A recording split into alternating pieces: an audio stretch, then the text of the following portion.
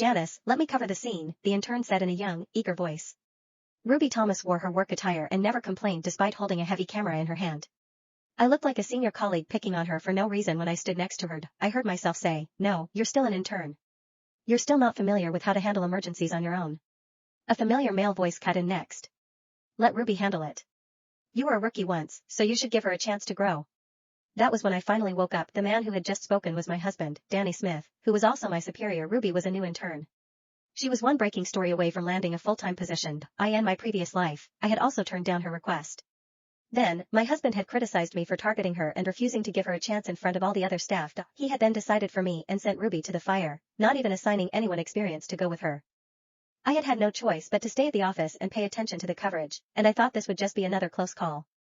I never expected Ruby to falsify a coverage just to get that job. There were still more than 1,000 employees in the factory along with the plant stockpile of explosive materials, yet she had hidden all of that information and gone on air claiming there was no one trapped, acting as if the explosive materials did not exist. The firefighters believed her and rushed in to organize the evacuation.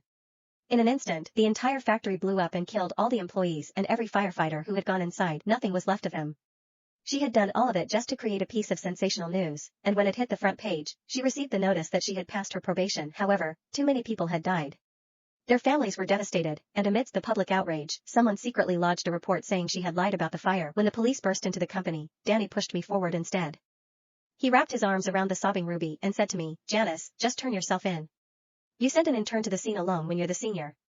She's just an intern, so of course this is your fault. The footage from the office's security camera had been destroyed, so the video of me refusing Ruby's request was gone.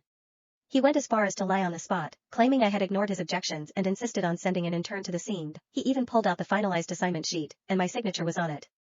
He helped Ruby fabricate the evidence, and I ended up in prison.